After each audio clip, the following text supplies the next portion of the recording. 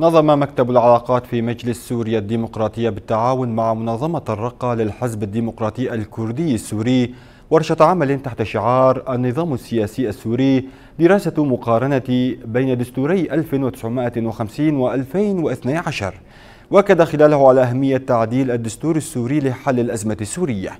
وشارك في ورشة العمل التي عقدت في قاعة اجتماعات مجلس سوريا الديمقراطية في الرقة ممثلون عن مكتب العلاقات في المجلس ومنظمة الرقة للحزب الديمقراطي الكردي السوري وشيوخ ووجهاء عشائر وشخصيات اجتماعية، وممثلون عن حزب سوريا المستقبل وحزب الاتحاد الديمقراطي ومجلس المرأة السورية.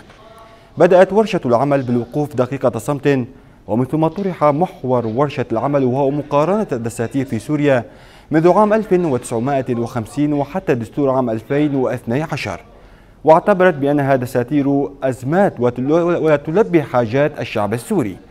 في الختام أكد الحضور على أهمية تعديل الدستور السوري لحل الأزمة السورية.